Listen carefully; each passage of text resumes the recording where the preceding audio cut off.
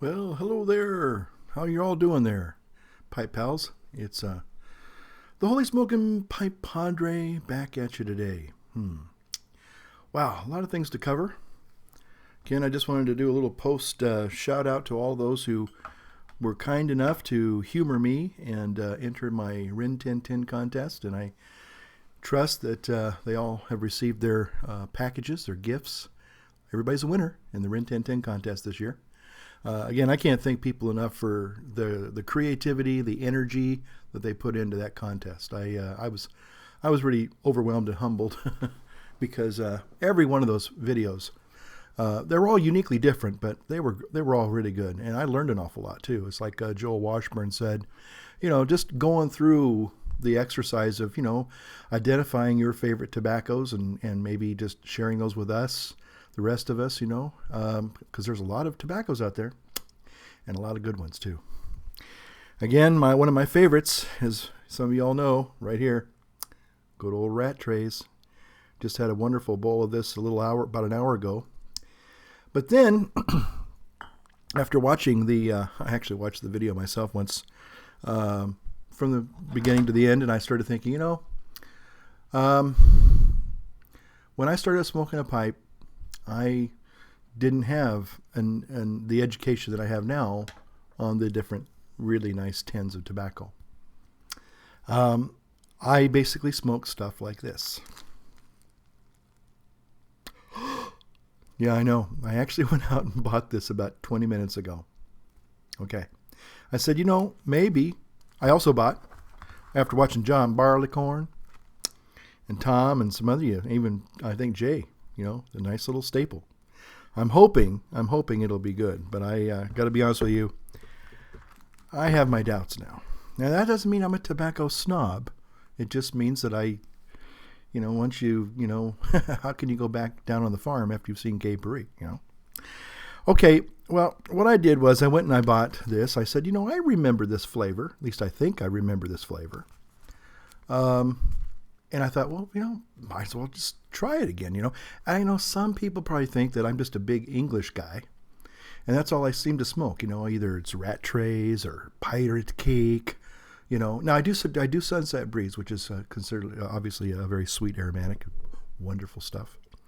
But I tend to stay more with the English, tobaccos that really are not heavily cased or even lightly cased. Just give me the natural stuff, guys. Blend it with some other natural goodies, and we'll call it a day. So I went out and I got this Borkum Riff, and I just thought, it might be nice to go down memory lane. I was a young guy when I started smoking pipe, about 18, 19. Actually, 17. Don't tell my mom that. And I remember that that Borkum Riff has a very unique flavor, okay? So I went out and I thought, well, we'll stroll down memory lane, never hurts, right? Well, let me tell you something. It may look the same on the outside, but this is not the same tobacco. Now, this is extremely dry. I got this at Rite Aid here in California. And by the way, I just wanted to this probably a non sequitur to some of you, but it's dry, therefore it's because it's summertime. Maybe it may be dried out. I don't know. It got hot. But I just want to say God bless all of you, Frank out there in Tennessee. I am so sorry. You said on your video that you've been having triple digits for over a month. I can't imagine it. Plus the humidity that you have out there. We barely had a triple digit day about 2 days ago. And they were talking about, a heat wave with 2 days. Now, we have had in the past, I've been through some pretty beastly summers, and our summers will really kind of now peak now in August. Actually, August, September, you'd think that June, July would be the hot days. Well, actually, August, September are really the hotter days. I think late August and in middle September, we can get triple digits, and we can get about 14, 15 days straight, so that our time may still be coming, but I feel so sorry for the guys out there in the Midwest and the East Coast. God bless you. Okay.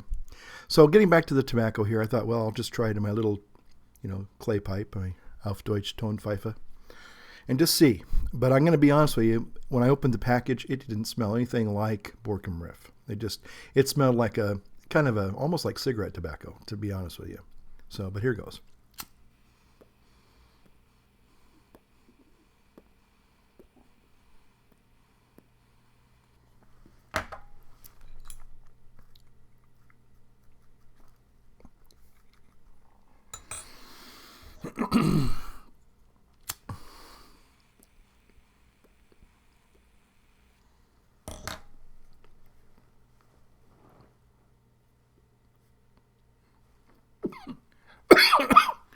Excuse me.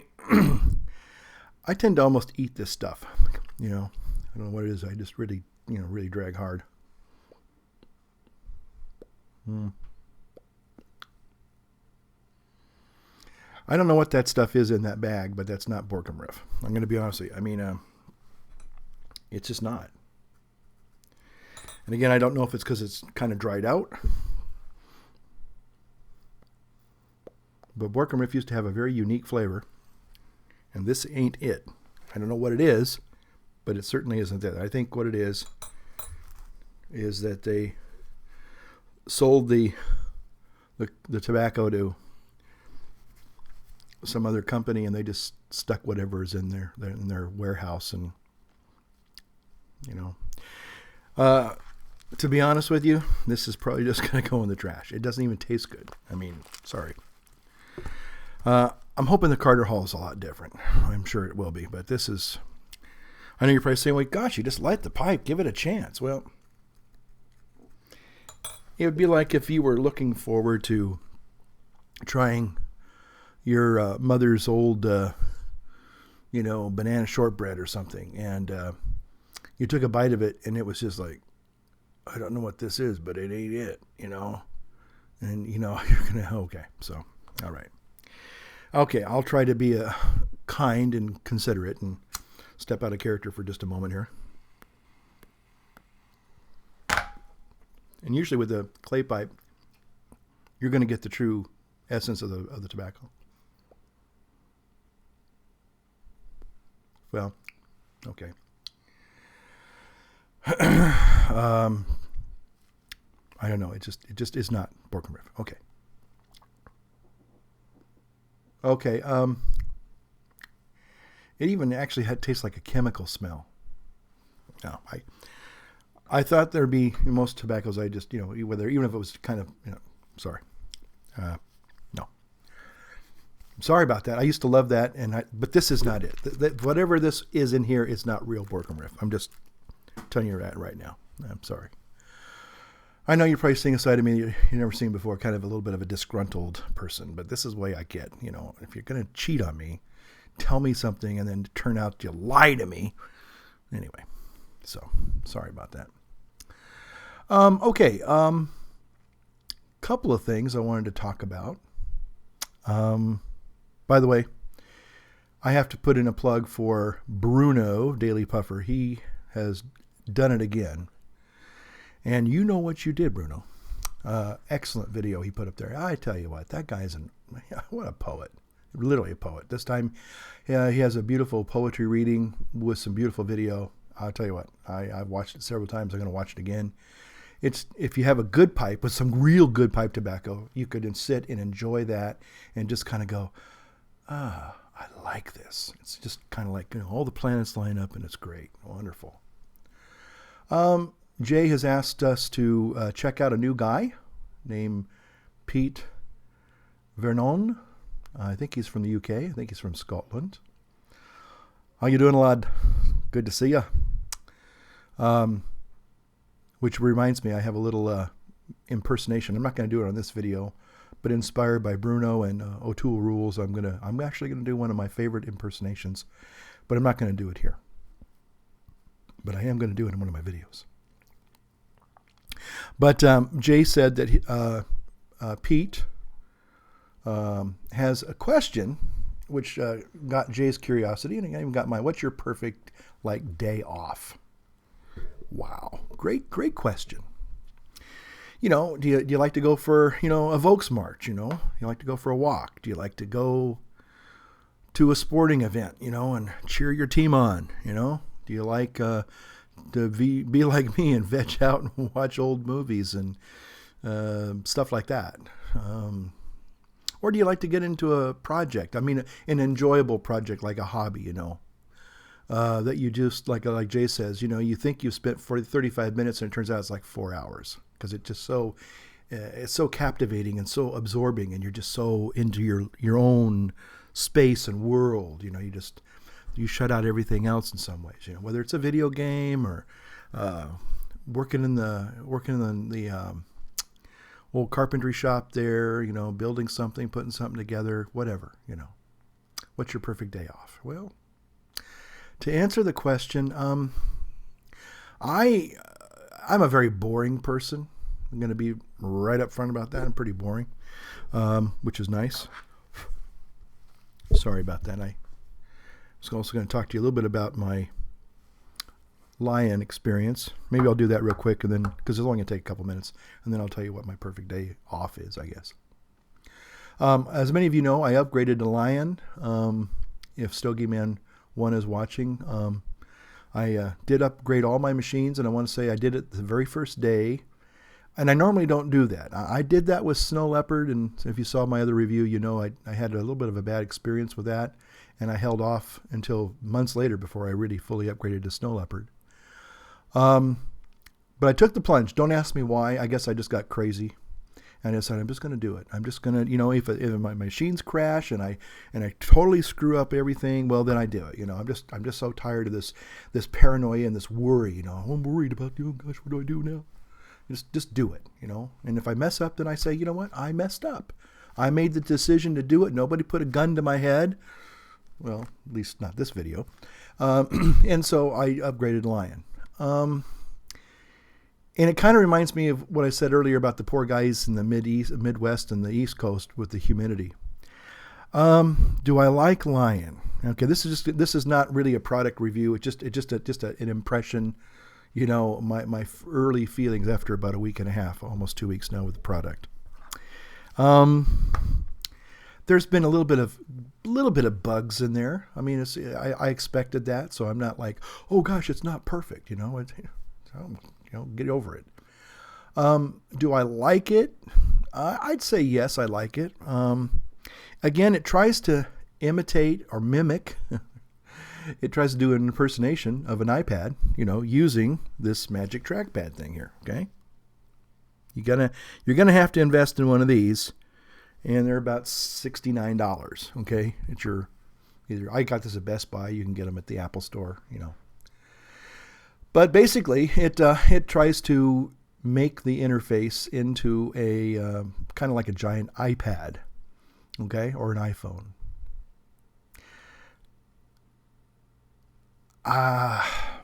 Does it work? Yeah, it works. I just don't know what the advantages are yet. It's just a different way of doing business. And, right now it's sort of like, well, it's the new flavor of the month kind of a thing, the iPad iOS interface. Okay. Like I said, it works okay. Now here's my caveat. Here's my one constructive criticism. Okay, I do find myself using my trackpad more and more and my mouse less and less. Now, when it comes to precision things, like when I'm doing editing, oops, I just got a little thing there. Menu popped up there. I still will reach for this, especially if I'm not familiar or confident with the gestures on the trackpad, because there's like a whole bunch of gestures you got to kind of learn, taps and pinches and swipes and all that stuff. And okay, and I tell you that now that I've learned some of those, I do just kind of find myself using the trackpad more and more. The mouse is still there, still use it from time to time, but less and less so. But here's the problem, and again, it ties in with the poor folks in the Midwest with all the humidity. You got to have dry fingers for this, folks. If you have moist, sticky, humid fingers, it's like trying to drag rubber across a carpet. It just doesn't glide. And in order for this to really come off to where it's, a really good interface they're going to probably have to redesign and either like polish this or get another kind of texture or surface, I should say, that's going to be able to glide even with a little bit of moisture, because your fingers have to be pretty much almost bone dry for it to really do that nice glide stuff. And if it's just a little bit of moisture, I'm always wiping my fingers off them, and then I, dry them off. And then, so if you're doing a lot of work, especially, if you're really using it a lot, that's where it bogs down a little bit. So that's my impression. Okay. And then what else was I going to share with you real quick? Oh, my perfect day off. Well, my perfect day off. A lot of times I have to, even on my day off, and sometimes I do things as a padre that, are fun, but they're kind of like organized fun. Have you ever had somebody that's, now at exactly 10:47, we are going to go out and walk the dog and have fun. Then at 11:10, we're going to go sit and watch a movie and we're going to have fun. Okay. In other words, you schedule everything to the nth degree, and guess what? It's not fun anymore. Need a little bit of freedom and spontaneity, and a lot of my friends are the same way. I think a lot of people are just really overworked, at their jobs because they're trying to keep their jobs, and they're probably taking on more than they really should because they don't want to lose their jobs. Oh, you don't want this job here. Okay, well, we'll find somebody that does, So when your boss comes, your supervisor says, oh, by the way, we need someone else to do this new report. Instead of going, well, that's really not in my job description, or, I've got a lot on my plate already. You just kind of go, sure, be glad to. Yeah, no problem. And so you find yourself working more and more and more for less and less and less. That's the American way. Okay, so anyway, my perfect day off is to have no commitments. And if I choose to go for a ride down the river, I go for a ride down the river. If I want to smoke my pipe, I smoke my pipe. If I want to watch some videos, I watch some videos. I want to take a nap, I take a nap. Okay? In other words, I don't have to schedule my day. I guess for me, that's the perfect day off, is I don't have a schedule that I have to keep. Because every other day, I have to be somewhere at a certain time. That's just the way my life is. I'm grateful we have, the technology and the people that program, my schedule. But the bottom line is that my perfect day off is to where I have a chance to elect to say, I was going to go visit so-and-so, but you know what? It's just too doggone hot, and I'm just not going to do it. I'll give them a call and say, you know what? I'm not feeling that great, or whatever. And most of the time they'll say, yeah, cool. It's too hot anyway. Don't worry about it. We'll see you some other time. No problem. Or, hey, guess what? I got a bunch of cigars here from somebody. Hey, let's go try them out. When you're going for a drive. Hey, that's a great idea. Let's go do that. Not a problem. But yeah, my perfect day off is pretty much a day that I can elect to, kind of go wherever the spirit leads me, and if that's to take a nap, amen. Okay, with that, thanks for watching. And remember, always remember, if you want to light up your world, light up a pipe. Thanks, folks. See you next time.